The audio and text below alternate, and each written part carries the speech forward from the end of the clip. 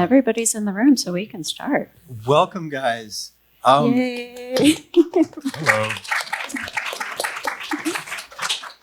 We're going to play this kind of casual, so we're going to start out just with quick pseudo introductions, and then we're going to softball some questions back and forth. But at any time, if somebody has that burning question that we can try and field, hopefully regarding artwork, we're going to do it. And I just want to add that they've got a really bright light shining right in our eyes. So if you're anywhere beyond the third row and you put your hand up, we're not going to be able to see you. So if you're in your back, you're going to have to go woo woo. Yep. Okay. You guys want to practice that? Okay. Oh, you guys are so bashful. No woo So whoops. sweet. Cool. So we're going to actually start with you two. We think that you're such extraordinary artists that you really don't need any introduction. But just in case anybody in the room is not familiar with these two, we're going to have them give you a brief introduction to themselves, an overview of where you've come from, what you do, et cetera, et cetera. And I am going to be playing a little slideshow that will just show samples of everybody's work. And so you'll get a sense of what we all do. And if you have questions about any of the work that you see on the screen, you can let us know. So why don't you, do you prefer Simon or do you prefer Spider Zero? Well, I think that's, Yeah, So nice. maybe I should Okay, start so with you you, start. so maybe- Yeah, and then you'll be second. Okay. Yeah, that's good. Hi, I'm Andrea. No, I don't know. Maybe you saw my work online. I don't even know how to introduce myself, but I did this stuff for a few years, and I still like it, I guess. No. To be honest, for me, it's really important to have, for example, to have you here. It really means a lot. I think it means even for Simon, to everybody. It's really special, especially this kind of digital area. And thank you for coming. And I'm from Italy, as you can tell from my accent. I live in the States since 25 years. I work for bigger studio, animation, games, and I try to do my own stuff. Try to make more own stuff. But people respond more for other stuff. People that really, recognize like movies, stuff like that. So, and it's nice, it's cool. But it would be nice to do maybe more of my own stuff. So lately I do like a bigger commission, and I would love to proceed more in that direction. To try to do something different. And that's now I pass the ball to Simon. You still have a few slides left. Are you sure there's nothing else you I want do to put say? more. Okay, so, I love as you see on this picture they put together. I love Milko, I love Carter Goodrich, especially because each designer has a different approach, different way how to treat the form, to treat the character, to treat the elements. So I try to take what they came up with the drawings, try to learn from them first of all, and then try to push it. And maybe when I have time, especially for feature, for movies, try to put my input. And lately, the more you do, the more you start to gain the respect, start to gain the feeling that you can do something. And this is what I think for me is the most important. It's not the project, but it's the collaboration with people. Perfect. great. Thank you so All right, much. perfect. We Who's practiced good? I didn't even see the picture. Okay. All right, so I'm Simon Lee. So I work in films, and I work as a concept designer. The stuff that you're seeing on screen right now, Kristine's kind enough to pull them off of my website. They're mostly my personal work. I am completely self-taught. I started sculpting since maybe I was 5 or 6 years old. But I didn't get into the professional art world until I was maybe 38 years old. So before that, I was, let me just, rewind a little bit. I was born in mainland China, and I came to the United States when I was 21 years old. I came here for college. Came to Los Angeles, just try to get my degree, and ended up getting my degree in business administration. So I majored in marketing, and after I graduated, I worked in marketing for maybe about 2-3 years, and then I went on to opening up my own web design company. I did that for the next 10 years. So, but when I was 38 years old, my son was born, and that was like the wake-up call for me. I looked at him, I was like looking at this, precious little baby boy. I felt like, wow, this little human being's future is completely bright, right? And then I started looking at myself. I was like, wait a minute, I was 38 years old. I was old, but not that old. So I figured I didn't enjoy, building websites. It was a way of making a living, but my love has always been in art. But, growing up in a very traditional Asian family, somehow the very notion of pursuing a career in art never really crossed my mind. So, but, I might now be that able I'm to out make it of stop. time, we'll get back to that.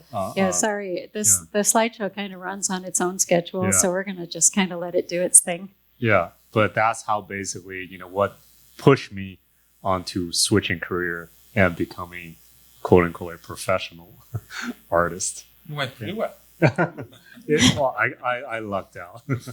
I think you're going to find we're going to be echoing that same theme over and over again, that following your passion is absolutely key.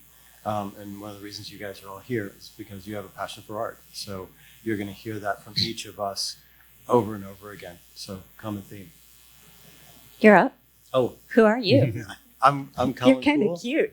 Yeah, I'm sitting next to this girl who's much more pretty to look at. I'm a painter and a sculptor, and I've been doing it since I was a child. It's the only thing I've ever done. I've never had a quote unquote real job. My focus is basically the driving force of what I do is following whatever amuses me at the time. A lot of what the work that I'm doing currently is based on writings that I've been doing this epic mythology for the last 5 years, and these are key features in those that I'm then rendering the pivotal characters in bronze. Everything I do is either clay that we are casting into bronze. A lot of that process I do with this pretty thing now sitting next to me. Not this pretty thing. That one. I was pretty. Yeah, I got your word. and it's probably your turn. Okay, so I am Kristine Poole, and of course married to Colin, and I am Round of applause for that. literally my life changed when we met. It was wonderful. I am a full-time sculptor. I don't paint, other than we do painted surfaces on the sculpture. I have a BFA in ceramic sculpture from probably before when most of you were born. And I did my first sculpture, similar to Simon, when I was 9. I made a sculpture as a present for my 4th grade teacher for Christmas. And I did sculpture all through middle school and high school. And in high school, this comes back to passion again.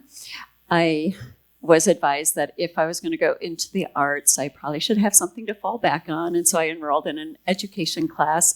But one of my suite mates was in an art class, and every time she'd come back and she was like, now they're making us do this. And I was like, oh my God, that's so cool. And so I was doing all of her projects for myself in the room. And when they got to the one where they had to design a container for an egg that they were going to launch off the 3rd floor of the art building, I just like lost my mind. I was like, oh my God, I just have to do this. And so I signed up for that class, and I said, I'll just get it out of my system and then I'll be done. And I'll get back to being serious and responsible. And it never got out of my system. The first day I walked in the clay studio, the smell, the feel, it was just like, oh my God, I know this from some lifetime before. And so most of my work is usually between 50% to life-size ceramic sculptures. They're built hollow. My work spans the gamut from imaginative realism that you'll see, as well as a lot of sociocultural commentary. You'll see a lot of words and inscribed text in the surfaces. I'm telling stories from my life. And most recently, I've been asking people from around the world on the internet to respond to the sculpture and the stories and the words they give me. I inscribe, and that's a new series of work that I'm going to. After this, we're not going to keep having me talk, but you'll see the last part of the slideshow is actually collaborative works that Colin and I do together. And just a word about collaboration. Before we met each other probably much like you guys. We're both very much like, don't touch it, don't look at it, all of that. And when we got together, it was very natural and very instinctive. And we will oftentimes have our hands on the sculpture at the same time. Sometimes one of us is the principal, we have the concept, and the other is jumping in to do certain parts. It's never like I do nostrils and he does earlobes. It's very organic, and with the proper person, which is somebody that you respect their talent, you respect their skill set, you have good communication, collaboration is really, really great. And you'll see that our collaborative works tend to run more towards imaginative realism. So we are going to start. We're going to do some quick sort of Quick questions. Shop talk. What's your go-to clay?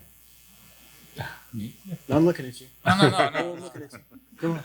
What did on, you say? Andrea. Sorry. What? I was thinking. So no. No, you can take time to come up about with your clay. answer. What is a What's clay? your favorite clay? Well, I would say, right now it's Siobhan NSP, just kind of oil-based clay, just, easier for me to work with. Yeah. I like oil-based clay. Yeah. They don't sponsor me, so I don't They don't give my sponsor name. you. Oil-based clay. No. I use the Chevron Synthetic. Yeah. Yeah. Because it's more sulfur. Like you like more waxy, right? Yeah, NSP, because I make smaller pieces so that they're. I like the fact that they're, I can move from soft to hard. So these things, allow me to just work out my concepts faster. Yeah. So what are you doing to switch to the harder clay? You're doing the NSP, or you mix it with something else? I just let it cool down. Because. Yeah, and then I'll just add more details to it because the stuff that I do, they need to happen very quickly. When I work on concepts, usually I'm the only sculptor on the team. Most everyone else is an illustrator. So the stuff that I do, I have to get it out of my mind and into reality within like an hour or two window. So when I work with the NSP stuff, when it's soft, I can move very quickly. But when it cools down enough, then I can add just enough detail to carry on the conversation with my clients. That's cool. Yeah. For myself, I'm also using a Chavant, the Le Beau Touché. I use the high melt, which is the harder version of it. I have bought the NSP because I saw his stuff online and I thought, I've got to try this. I have yet to try it, and it's only been 4 or 5 years. But someday I'm going to open that little cube and I'm going to do something with it. I find with the smaller things, having something with a waxier content that's harder is more effective. So if I'm doing really tiny stuff, I prefer to have something like a monster clay, or to mix the monster clay with either an NSP, which I haven't opened yet, or the Le Beau Touché. And you can mix them effectively and get something that is a range of hardnesses. So as you get smaller and you need those really tight details, having that hard clay, but it's less gestural, it's harder to move, it's harder to manage. For anything up to sort of a 75% life size, I'm still sticking with the hard clay. As we go into monumental work, something like a softer clay, a JMac, which comes in 2 horrible colors, but has a really nice workable feel to it, and you can move it on large scale. So if you're doing sort of 7 feet and up, large scale work, it's a really nice way to go. And most of what I do is oil based. If I was doing water based, I love things like a terracotta, which are nice and smooth, and you can really move gesturally through it, but is not structurally effective for larger sculpture. But that being said, if anybody hasn't played with terracotta, consider going to some of the museums and looking at the Bozzetti. Did I say it poorly? Bozzetti. Yeah. Thank you. Bozzetti. Bozzetti. Bozzetti. Like Yeah, I'm sorry. pizza. No, it's okay. No, it's good. It's pretty good. The things that have been done in terracotta are absolutely remarkable. Before modern technology decided it was just going to be used for pots, for your planters. Kristine? I just want to interject that NSP means non-sulfur plastiline.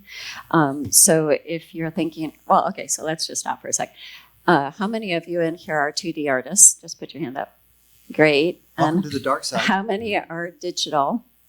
Great. How many do ZBrush? Awesome. How many do traditional sculpting? Okay. Who's worked with oil-based clay? Cool. Anybody do bronze? Oh, it's getting smaller and smaller. Gee. Okay. Yeah, but she's front and center. Does anybody work with water-based clay like ceramic and fire it in a kiln? Okay, cool. Okay, so we've got a few more of those. Okay, and I'm actually, so non-sulfur-based plastiline, a lot of so when you're working with that, you're usually having to make a mold of it and cast it into another material like resin or bronze or wax or whatever. And a lot of the contemporary mold materials are made out of silicone. So there's a tin-cured silicone and a platinum-cured silicone, and they oftentimes don't play well with sulfur clay. You said you work with sulfur clay? I use CM50. Yeah. So what do you use for your mold material? I use a matte color, so I seal it, and then with the RTV, I can cast it. Okay. So I like this. Okay, we are talking about Chevron. We don't. I don't get paid by Chevron, but no. The nice thing of the CM50 that is sulfur based, so the plasticity when you sculpt is really. It's like painting with oil painting and then acrylics. So that is the difference when you use the CM50. Yes. This is why it smells. People that don't like the smell, I don't mind the smell. You get smell all over the place. When you go to custom, it kind of start to give sign because it's it's like a powder. It feels like a bomb. They use it for bombs. So every time they get the check check reading. But it's really nice. The plastic. This is why I chose. I tried the NSP. I didn't like it because it's too waxy, it's too sticky when you work, especially on the tools. That's why I chose more the CM50. But they're pretty much the same. So I would totally agree, actually. yeah. with the- Sulfur-based clay has a really wonderful tactile quality, but if you're using it, you definitely have to be aware when you're using a contemporary mold-making material that the mold material will cure, because otherwise your sculpture is just ruined. So that said, I work predominantly in water-based clay, so I use a lot of Laguna clays. Laguna has, I think, a place in the City of Industry, which is not far from here. I use LC4, which is a new sculpting clay body. I've used their buff sculpture body for years. It's very gritty and groggy, and you can do life-size things. It's very forgiving. You can cut it apart and stick it back together, and it usually doesn't crack. I've worked with Clay Planet, which is kind of in Northern California. Their sculpture raku is pretty good. Right now, any sculpture body you buy is having a problem with lime popping, which means that it just is going to, after you fire it, it's going to pop out little pieces. And all of the tech people tell me that there's nothing they can do about that because there's contamination in the mines.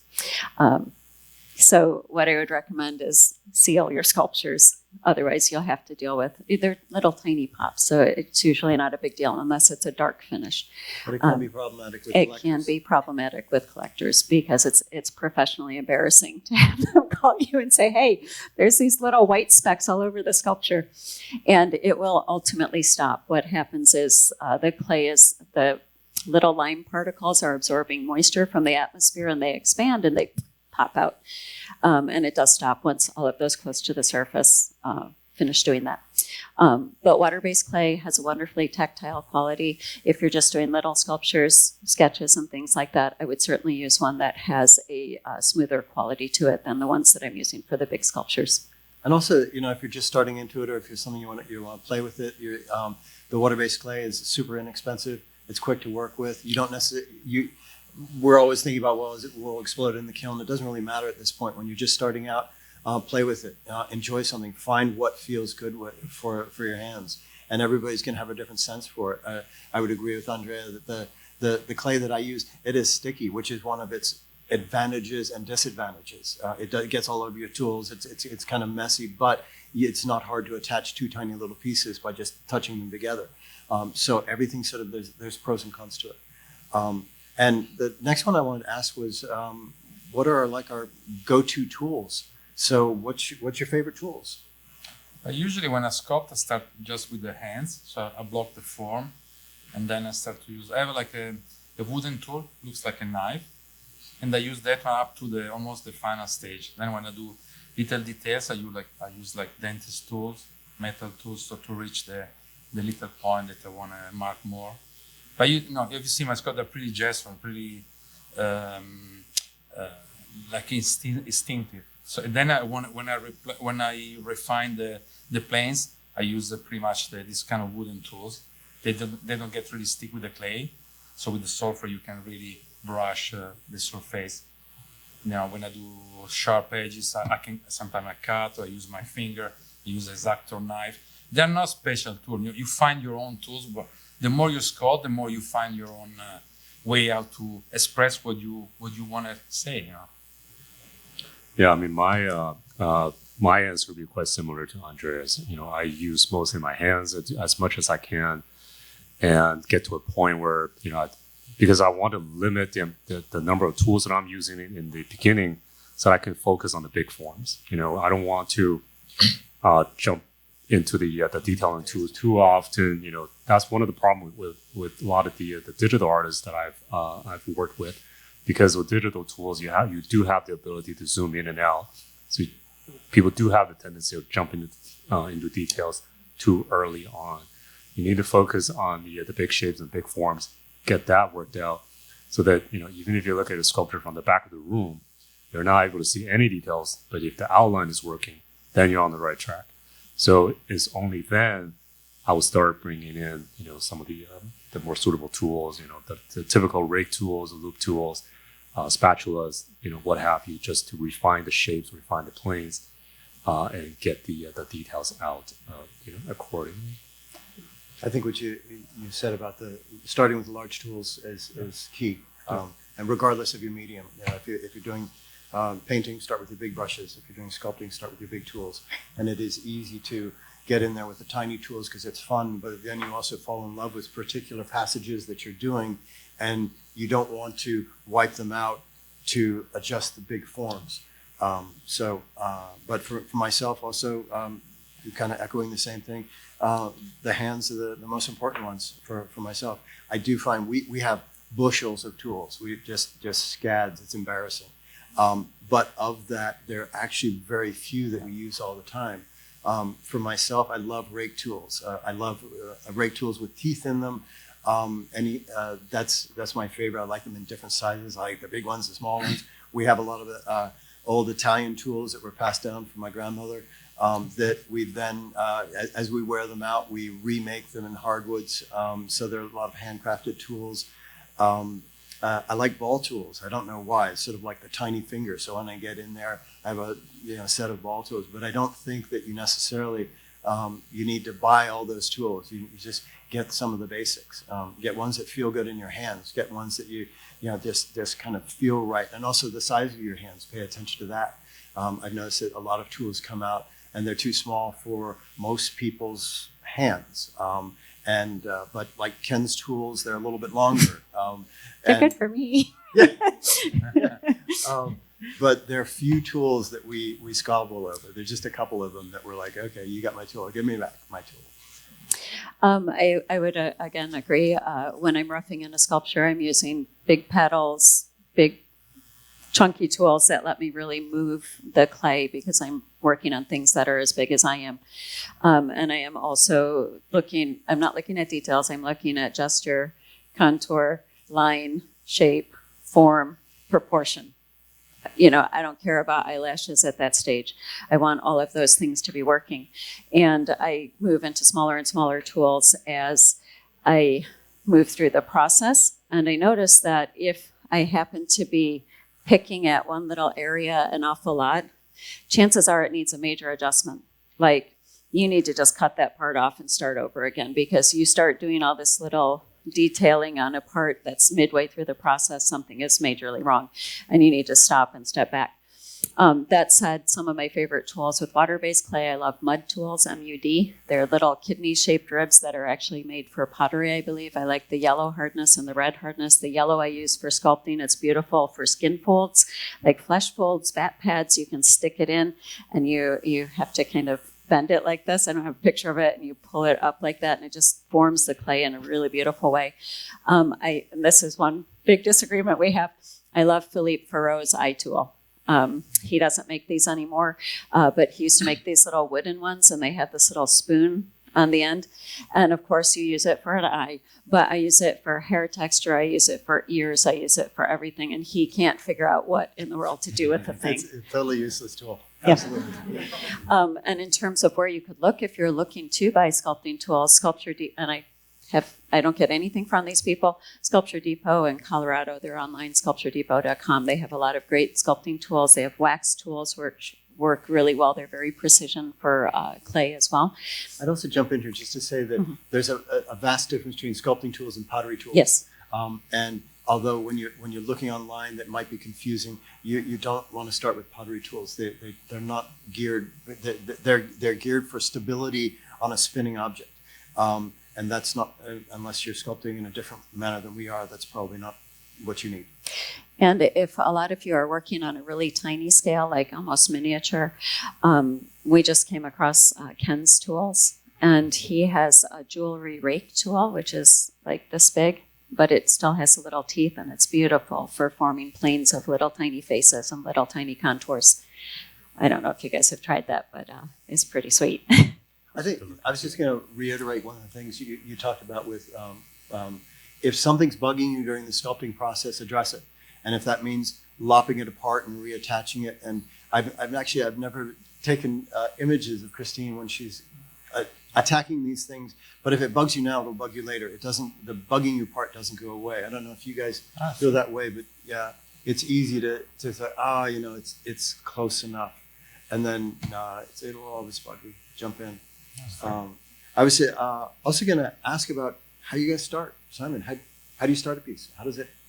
What's step one? Step one is I have to, because I do character design for a film. So step one for me typically is getting into the mental state as the characters. I'll actually have to feel like the character. So in a way, when I work, it's almost like I'm acting.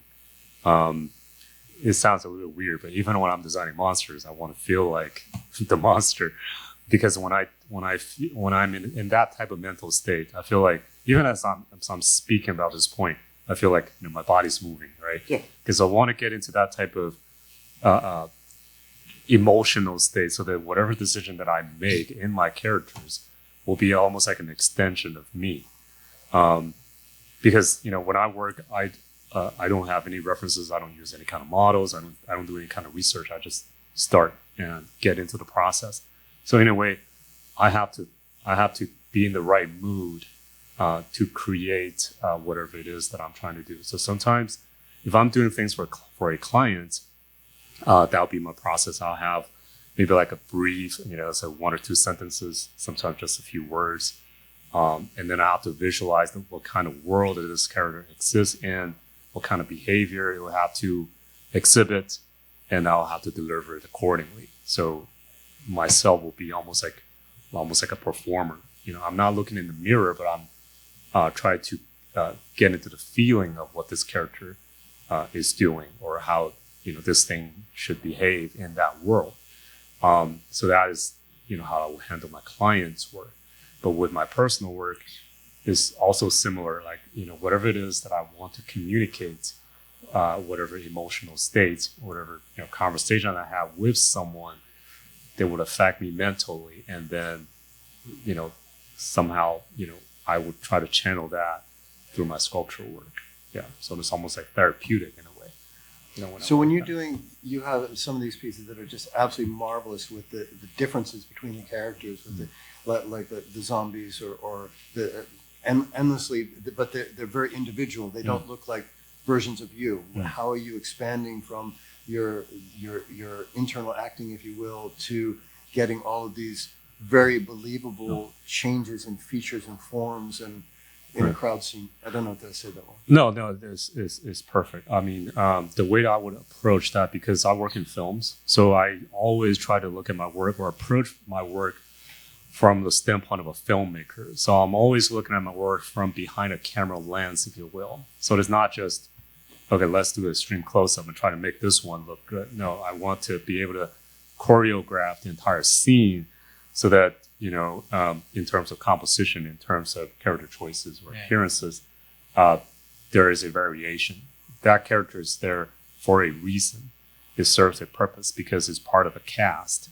When I approach it like that, even before I do the details, even do the rough shapes, everything, there is a composition, that type of intention going into it.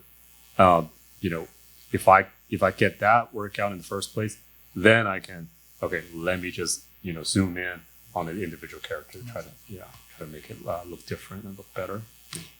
I call that method sculpting. And I do the same thing. He oftentimes says my poses look like they were thrown off a truck, and because I'll be standing there and be like, okay, here to go like this. And I figure if I want the sculpture to feel uncomfortable to a viewer, and I put myself in that position and I feel uncomfortable, I'm on the right track. And if I feel really relaxed and I feel whatever it happens to be, I know that I'm on the right track when we actually do work with models. And so when we're working with the model, it's very interactive and collaborative back and forth. And the feeling that you have as you're working through what you're going to do, for me, is very important. Okay. Me? Okay. No, one thing that when I start for my person, obviously when you work for movies, my work is more related to animation. So you start with the designer. So the designer come up with a sketch. And then most of the time, it depends, as I said before, when you gain the respect, they give you, the drawing, they become more loose. And then they let you go like to do your takes. So that is a kind of nice stage of the production, especially because it's a really early stage. So the director, they don't even know how it's going to be this character, don't even know how it's going to move. So like you were saying, no, I try to feel the character. Who's this character? Who's this guy? Who's this girl? Who's this animal? Try to feel the emotion. Try to transfer the emotion, the feeling that I have. See this drawing into this piece of clay.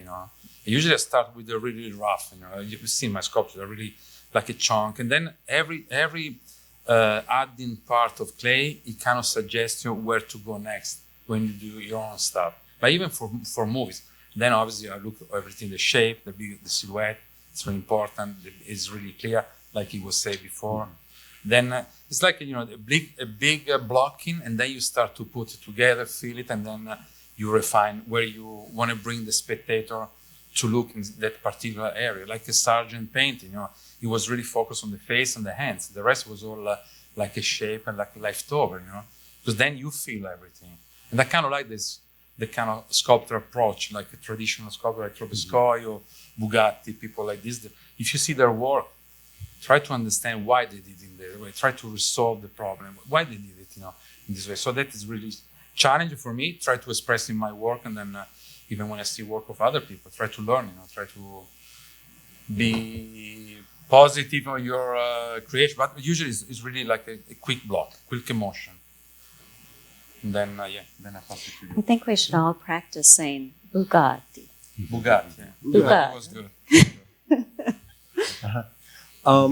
For me, it often starts with just an idea, a concept, something that's rolling around in my mind. I'm playing off of the writings that I do, so it can be a character from a story, and trying to imagine, well, how do I visualize this? And probably like whenever you're reading something or imagining something, it starts to get more and more concrete as you look at it. At that point, we're bringing in models, and it becomes a dance, if you will, a collaborative experience with the model to see, can we find the model that moves in the manner that I have imagined. And that can often be an extensive experience where we're going through multiple models until we find somebody who hits what I've done. And there have been times when we go through photo shoots again and again and again with different people, and it doesn't work. But every once in a while you find somebody who's just nailing that and has that exactly that image in my mind, and that's the starting point would be the references from the model. When possible, we try and work from life. That's not always possible, in which case we're working from photos. You do what you can with what's available. I think that I always start from curiosity. So I tend to be curious I meant that. That's what I meant to say. I tend to be curious about everything, so it's not unusual for me to be like, hey, did you know they shot a thing at the asteroid to see if they could knock it off course? And you know what they're doing in medicine right now? Because I think all of the things that you feed into your brain and your mind, and that you see the different patterns and things that are happening out there in the world, and like looking out at all of you. You all look so different, even though you all have the little mask on. I think that curiosity about the world and about people creates a conversation that ultimately leads into the things that I want to bring up in sculpture. Oftentimes it's a word. So there'll be a word like archetype that will be rolling around in my mind for days, and I'll go for walks with the dogs, and I don't really think about it. I just let it be. And it starts to create images for me. So I see the pictures in my mind, and anytime that something comes up that I think I want to do, and my response is impossible, or I have no idea how to do that, that's the direction I go. Because I know that I'm going to learn something. I'm either going to fall on my face and fail and learn something valuable, or I'm going to learn how to do something new. And I feel that it's very important creatively to keep pushing those boundaries and keep doing things that I'm unfamiliar with. I'm going to take a little pause here for a second. And I just want to ask all of you, since we have these two experts down here, are any of you interested in knowing how, if you were doing 3D, you could get to work in the film industry? Okay, great. So you guys can handle that. We're going to go have a coffee break. We'll be right back. Well, why don't we just go ahead Film and animation. take some questions? You know, feel free to. For course, Well, yes, go ahead. Well, thanks for the talk. I was wondering, going towards more film and animation, what do you think with 3D artists and 3D printing, like the future of having play artists in movie and whatnot is going to be?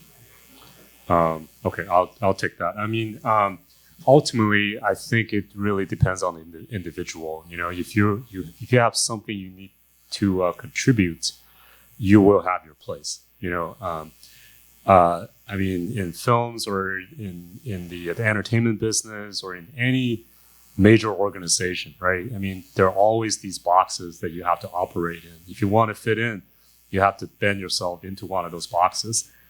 But you can also choose the other route. You know, if you develop your skills, you know, honestly express your personality through your art, you develop a style, you can actually become strong enough that, you know, that I always tell my students that the world will open up its space just to try to accommodate you, right? We could be that. Like Kristine was saying earlier, you know, all of us here, all of you guys here, you're different, you're unique.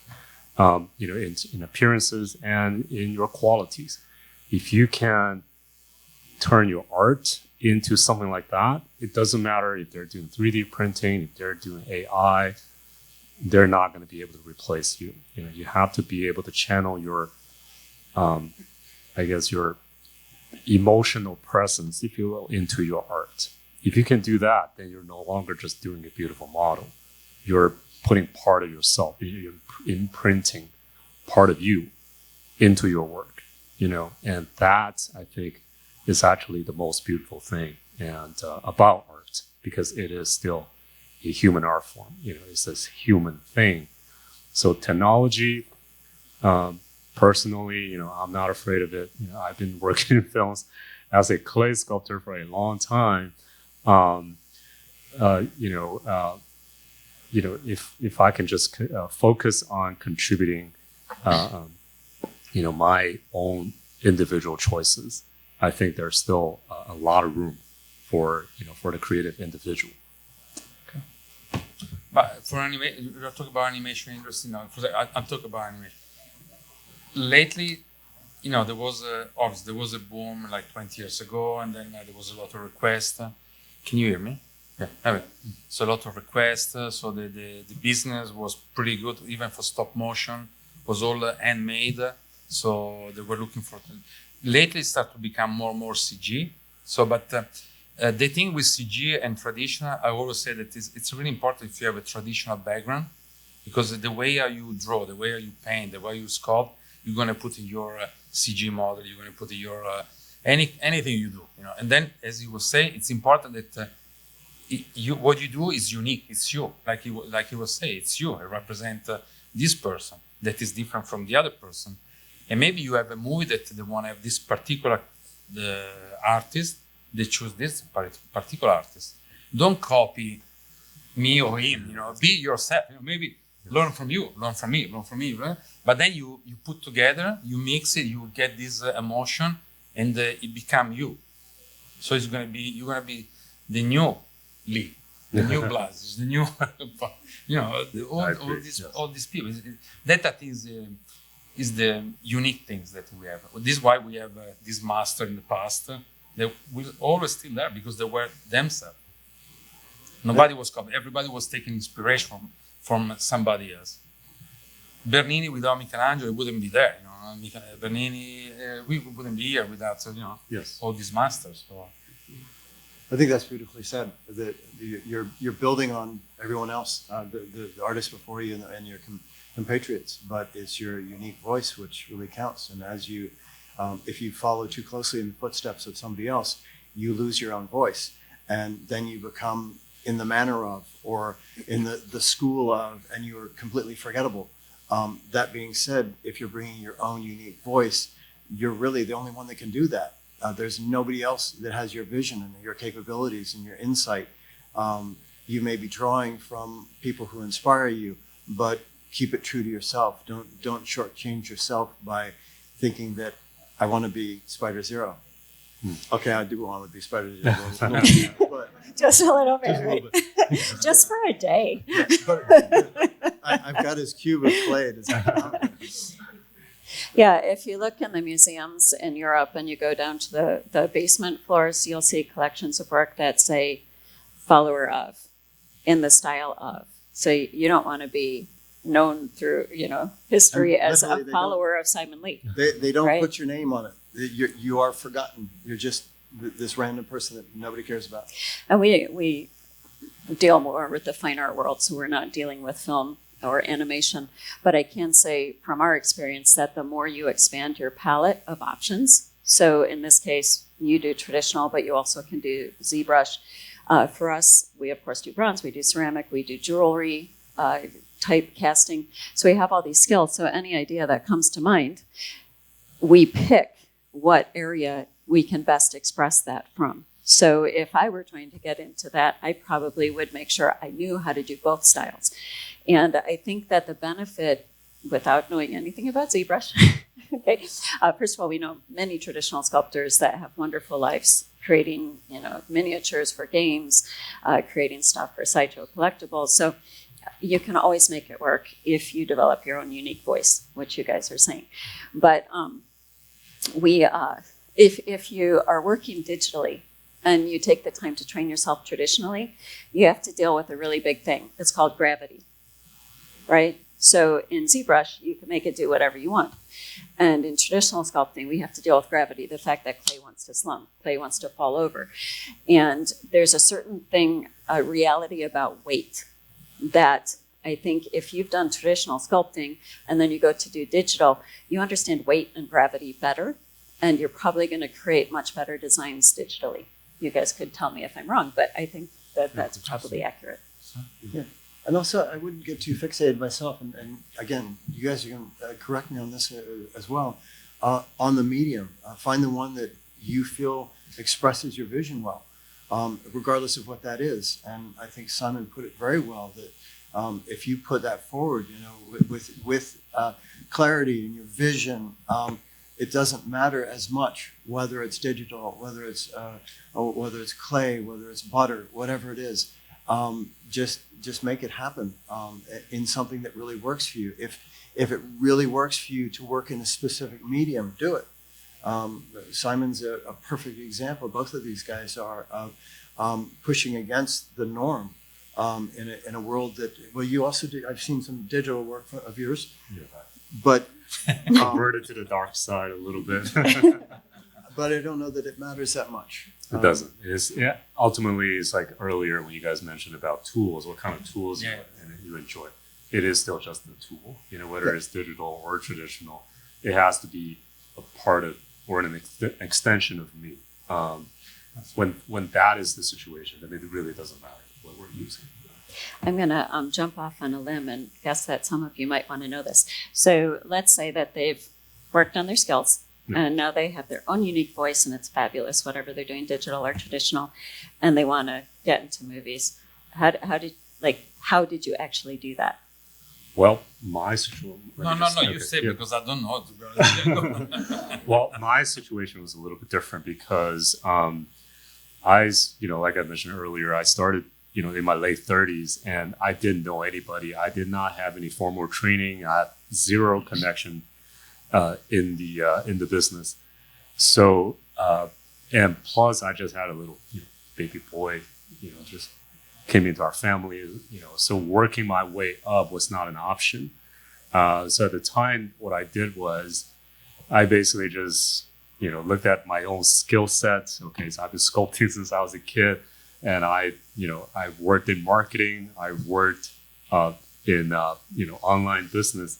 So I looked at looked at the situation and tried to figure out how do I make myself known in a way. So I came up with this idea of I'm going to make 20 sculptures in 20 days, and I'm going to post that online and try to make as big a noise as I possibly can at a time. And I did that for a whole month. And at the end of that process, I got an unexpected phone call from Guillermo del Toro, and I got hired onto my first film gig as a concept designer. And at the time, I did not even know what a concept designer was. So my situation was a little bit different. That's what I was so, I try to tell people. I mean, there is the traditional route of paying your dues, work your way up, build up the network, make the connections, and then progress. Or you can, like in my situation, I had my back against the wall. Failure was not an option. Burn the ships, right? Exactly. The only way is that way. So I kind of let go of all my self-doubts. I didn't care about if the sculpture wasn't finished or if the vision wasn't complete. I just want to generate some kind of reaction from the market in a way. And it worked in my situation. And I've been trying to tell people or tell my students, be courageous. It doesn't matter what stage of your career you think you might be in. If you're able to generate any kind of response, then they're really only responding to the current version of you. Okay. There's this quote from the founder of LinkedIn that I enjoy very much. He basically said, by the time you release the first version of your software, if it's free of bugs, then you've launched too late. Okay. What I take from that is, sure, you can always try to make yourself better. We're all professionals, trying to be, working as an artist. We're all trying to get better. That journey is never gonna end. That's an ongoing process. But that shouldn't stop you from branching out and reaching out and try to generate some kind of a response from somewhere, because that first connection is going to be the stepping stone, from which you can make the dots connect in your career. So, if anything, I would just say be courageous and just try to step out of your comfort zone and try to reach out. One of the quotes I've been thinking about lately, I forgot who said it, unfortunately, but it was basically, quit practicing for your life. With one bold stroke, you can change your life today. And I think that's what you're talking to. Yes. I think what, for myself, my own perspective, which echoes where you were at 38, is I've never had a plan B. And it's as Kristine mentioned, Alexander the Great's approach. You land, you burn your ships, and you fight your way home. There is no option other than to do it. And part of that sort of pressure makes diamonds type of scenario is worth considering if it suits your personality. You're having no backup can actually be very freeing because there's only one direction. But I agree. Yourself. I started like no, because I don't want to be. I was famous from the beginning. No. Come along. No, it's a tough business, to be honest with you. Maybe because later with this, this is my experience. I started to do traditional art, and then I switched to do sculpting for movies, and then went well, and then it started to become more CG, more. It's more like the producer point of view, try to save money, so they're going to go directly in CG. then they call you later after 6 months because they can't do ECG, so they need your take. So it's all back and forth, so it's like a struggle going up and down. But as you were saying, I think it's really true, is you just have to follow it, believe it, do it, and then the door will open. If they don't open it, you try, you try, you believe it, and because that was you. Then maybe you go to work Home Depot, but you're still doing sculpting because you like to do sculpting. You don't have to do sculpting to have a career or job in animation, film. You have to do it because you like it to do it. Yeah. And then it will get there. Somewhere we get there. Yeah, we found that oftentimes when life slams a door shut in your face, it usually jars a few more open, but usually standing there staring at the door that closed and you don't see all these ones over here. And I think what Simon was saying about self-doubt, we all have self-doubt. We all do things and we're like, this sucks. And I was just talking to a young person yesterday, and she was saying that she keeps making this work and it doesn't feel like it's good enough. It's not good enough. And I was like, you're never going to be good enough, because there's always a gap from here. This is where you are, and you want to be here. And then when you're here, you want to be there. And if you don't have that gap and you don't see that gap, you're not going to get better. So there's not ever a time that you're going to do a body of work and be like, this is great, because then you'd be done, right? And so if you ever are getting down on yourself, something that can be helpful is if you look at a piece you've just done that you kind of like, and you imagine yourself as a 14-year-old walking into a gallery and seeing that piece. What would you say about it? Because it's something that came from you, so obviously you're going to relate to it. And you most likely would look at it and say, man, if, as your 14-year-old, if I could do that, I would be so happy. And now that you're doing that, you're like, this sucks, because your vision of where you want to be is up here. And that's a good thing. So what you have to learn to do is to deal with the little chatter in your mind. And whether it's a thank you for sharing, or just stay really focused on what the next step is, or always take a positive approach. So after one of these events, I see the internet flooded with all this stuff about, who said what to who and, all this. Just take the high road. Whatever happened, leave it behind, get back to your work, get back in the studio, pick yourself up, dust yourself off, get back to work. That's the main thing. Just keep getting yourself back in the studio every day, keep working, and you're going to get better. And when you keep working, strange things fall out of the sky that you could have never predicted, But I'm still waiting for Guillermo to give me a call. Yeah, where is Guillermo? Hang on, guys. Let me just check. No, not yet. But something else to think about, and they've also said the same thing. Kristine would say the same. It's hard, but don't be scared of hard. We work our asses off, and I don't know what you guys' schedule are, but we work every day of the week, every day of the year. That's what we do, and we work from very early to very late every day. But it's also our joy, and it's our pleasure, and we chose this life, and it invigorates us, and we're fired up about it, and we love sharing it, and so we try our best to create things that aren't entirely crap, but but don't be, yes, it's hard, but this is a great life. It's wonderful. Embrace the hard. No, especially don't push yourself down, because you are at that level at the moment of your life.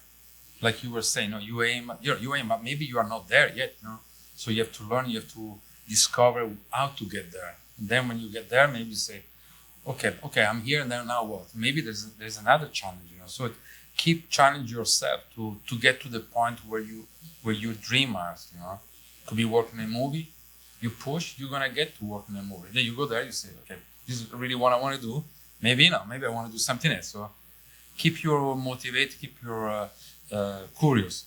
Keep growing. Yeah, the curiosity. Yeah, keep going. Yeah, and I think you can be a bit like the Eye of Sauron, where you're looking for the holes in your swing. So if you fail, you're like, okay, there's a hole in my swing. How do I fix it? Who do I need to call to learn this from? What do I need to learn? What do I need to look for? And you keep addressing the things that are weaknesses that keep you from getting to where you're going, rather than dwelling on whatever bad thing just happened. No, it's important to, sorry, before. No, please. And it's important to have people that you trust, people that Yes. you respect, and Yes. you show what you did, and then to have honest critique. That is really important. Yes, feedback from people you trust and you respect their skills. People that are just being mean, whatever. Their dog probably died this morning and whatever, people that you respect the skills, you respect what they do, and they have a commitment to you. They have a commitment to you being the best artist, best you can be, then you can take criticism from them. Like, more questions. Come on. Only Yes, one question. questions. Oh yeah, so I understand how 2D artists build a visual library to be able to draw things from imagination, but I'm curious how you do that with Sculptor, like how, because you don't use reference, like how do you build that visual library? Well, I was just, one of the things, well, I'll try to keep it short. Basically, you need to rely on your sense of touch. If you think back on our understanding of the real world, of our surroundings, taking away the sense of touch, like how limiting an experience it would have been, right? So to build up a visual library as a sculptor, whether you're traditional or digital, you have to create some kind of an anchor that you can recreate from memory exactly as the source material. For example, one of the things that I always have my students do is to just, sculpt the human skull, something as simple as that, but do that from memory. If you can do that from memory, that will become the anchor of you interpreting any other, photography or what have you, where you look at a model, you're developing a stronger sense of spatial intelligence. That's what it is. Because when you're drawing, everything is two-dimensional, so you're capturing the outline on a piece of paper. But when you're sculpting, you're growing this thing from the inside out. You have to know when and where to stop. And how do you develop that? You have to have an anchoring point to develop that sense.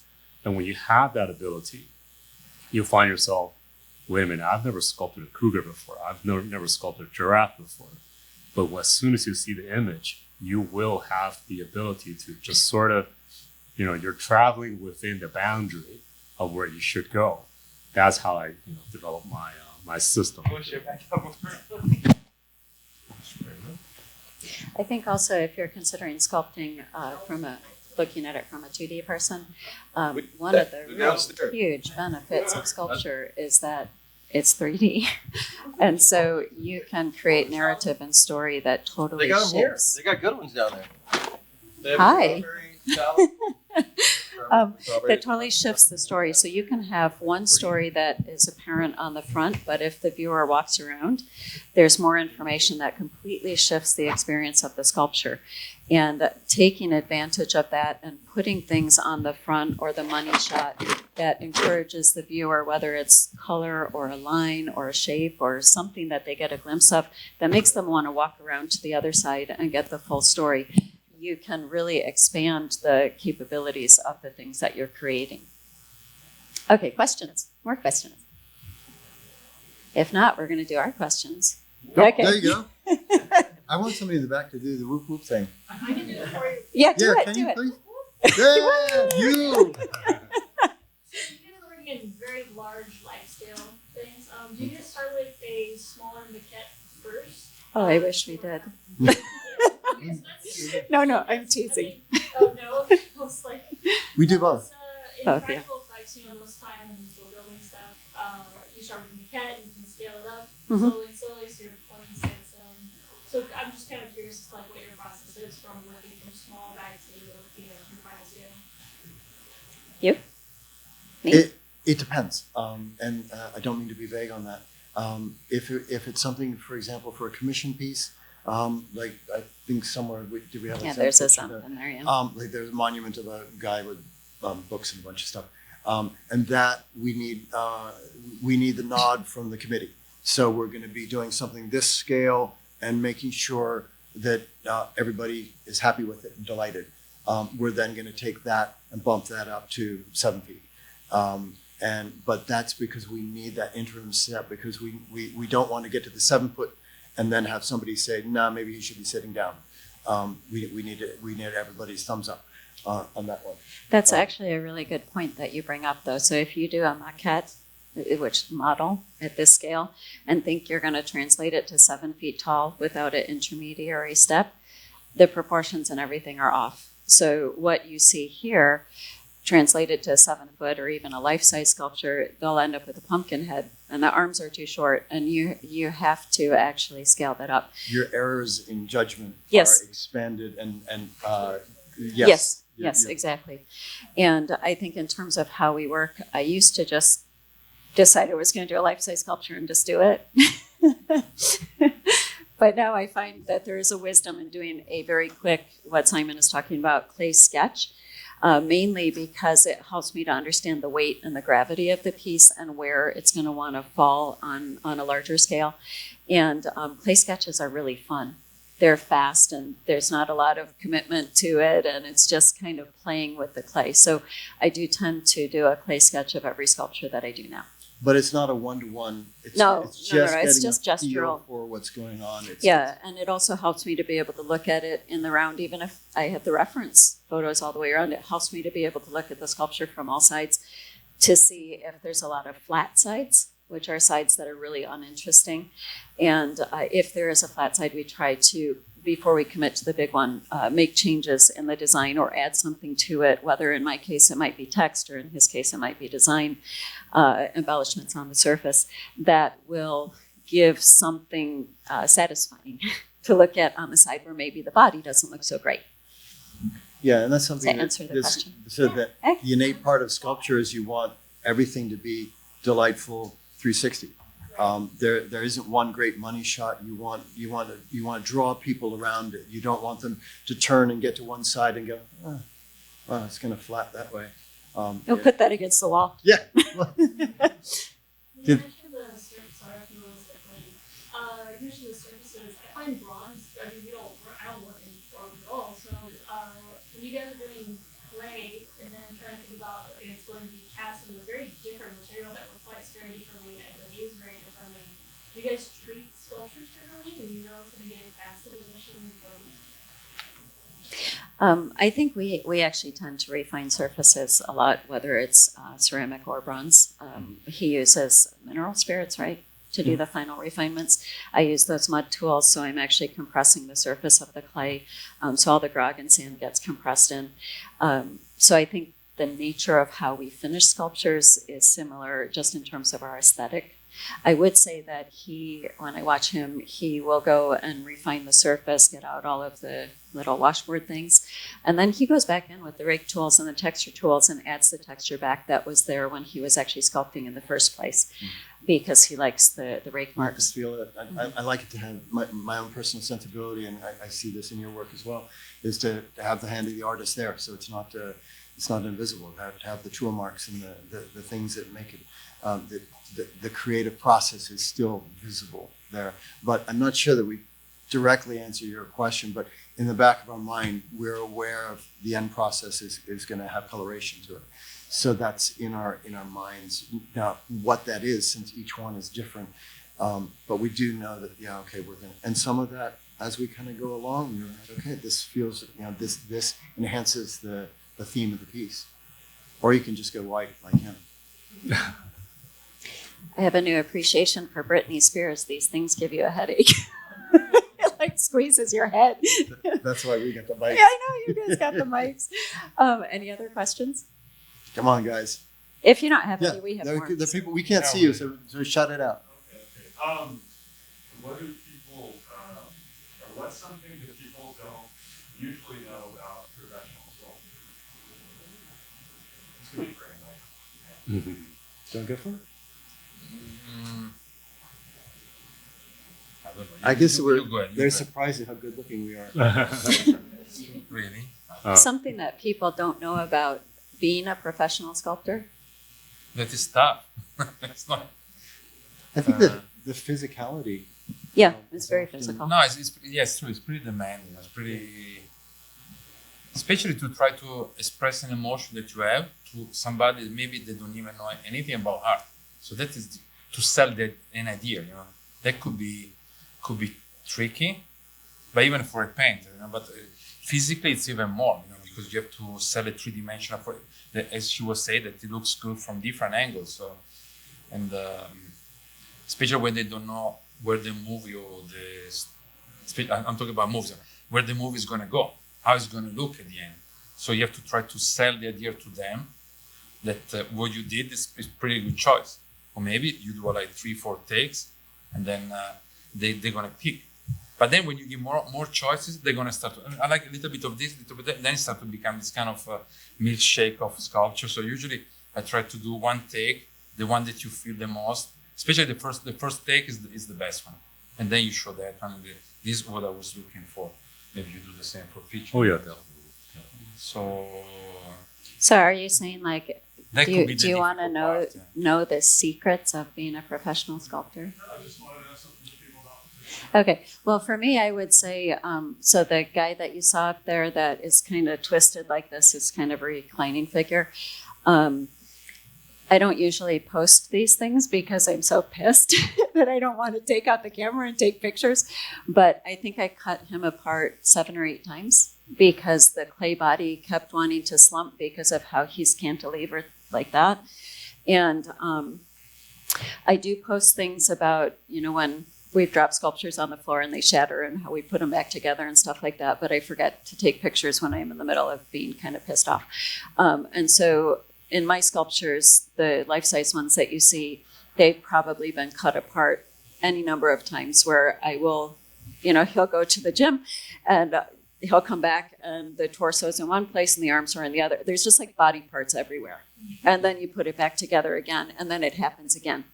And so I think there's a certain fortitude to not giving up and being willing to, if the back is too long, you cut it apart. If the face is wrong, you cut it off and fix it. So I think there's a whole lot more cutting apart, at least in my process, than what anybody would realize from looking at those finished things. Anybody else? How do you keep your source of inspiration ongoing when you're into burnout, when you're overcome with work? How do you keep your light? I'm thinking. Okay, so I have, and I think 2D people do this. I think you call them like inspiration boards or something. But I actually just have a journal and I collage and draw and write words and things in there. And they're all things that I like, images that I like. And, there'll be a fish on top of somebody's head. And I'm just randomly combining different things. And I find that when I flip through that book, I'm like, oh yeah, I was so excited about that. Oh my God, I totally wanted to do this. And I have lists of things that I was so excited about doing. And then I forgot because I got busy over here.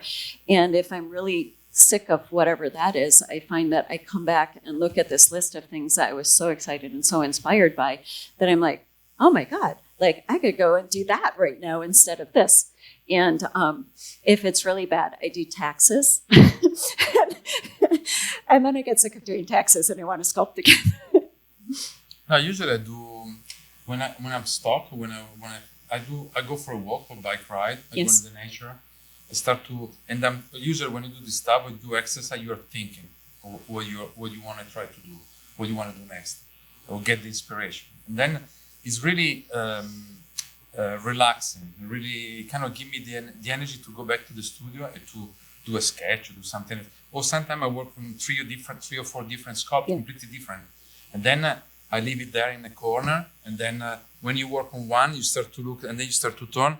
You fix that one, and you go back. Even for commercial work, I do the same. I do like 3, 4 different takes. Maybe I don't even show to the client, but I show one. So try to get motivation by yourself, and try to find what you really want to kind of block you for this kind of lock that you have, And then inspiration. I go to see a museum or Yes. exhibition or artist that you like, try shit. I want to do maybe this stuff. I want to try, like she would say, I want to try to do the same, Is be open to fail, but at the same time, from the failing point, you're gonna gain experience to move for the next stage. It's important to fail too. Nobody here is really good. We're failing too. I'm talking about me. But no. Sometimes what the fuck? What's this? Obviously you're always super critical about your work, and don't be too critical because maybe at the moment you are not there mentally, or maybe tomorrow is going to be better.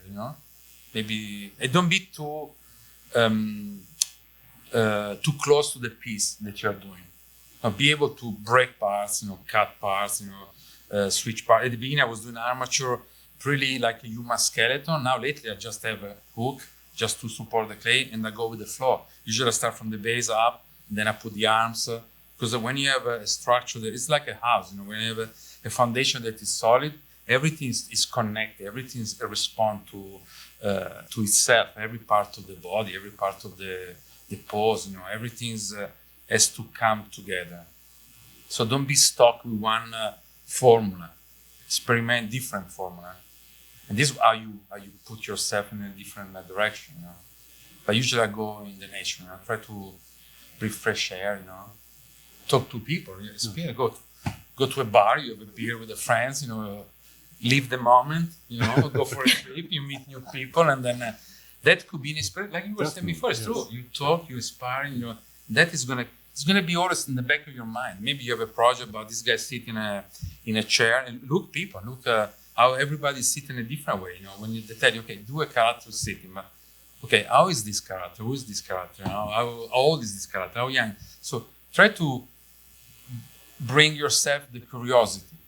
I think it's more about curiosity. When you are not curious enough, you get bored. You start to do different stuff. So we are going to wrap this up, but I did hear a very courageous whoop whoop from the back. Is there a burning question? Okay. One more question. Last question. My question is, how do you guys produce your artists? Because how do you get out of your comfort zone? How do you guys try new things? I walk up to Colin and I say, you know what I was thinking? I think I want to suspend a life-size ceramic sculpture from a 20-foot ceiling. And we both go, Good luck. all right. We'll make it happen. I think it's being adventuresome and just trying the things that you think are impossible, and it is impossible until you do it. Like what she was talking about, and it was a 40-foot ceiling, and it was its own set of challenges, but it's also exciting. It's what sort of brings a part of it. You guys want to? No, so just push yourself against your comfort zone. No, it's easy to discover, but maybe you want to do something completely different, completely stylized. Or, for example, later I'm doing a project that is completely different, bigger sculpture. Like I did a small sketch, then I started to do a foam. I carved the foam. I did it a long time, like 30 years ago. So I was like, okay, try to do. And this sculpture is like 7-8 foot tall, like almost 3 meters. It's going to be bronze. So how you build the armature, how you do everything, you have to be careful that it's not leaning, it's not falling down. So try to force yourself to motivate to do something different. This is, I think it's important to challenge yourself. I'm not actually sure who the quote was from. It might be Robert Henry, but it's on my easel. It says, "Creativity is doing what you don't know how to do." Maybe that's part of it. I think it's not limiting your imagination. So if you imagine something and you don't immediately go, I don't know how to do that. Or if you do say that, you say, I'll figure it out. You guys have been terrific. You guys have been Thank you so much. wonderful. Thank you. We appreciate it. And Thank you guys. many thanks to you too. By the way, we didn't know the question, so you were a little bit on the spot. And we didn't know what to We ask. didn't know too, but okay. But came pretty good. Yeah. I hope you enjoy the rest of LightBox Expo. Thanks so much for being here. Don't hesitate to give us a call through Facebook or Instagram if you have any other questions. Take care, you guys.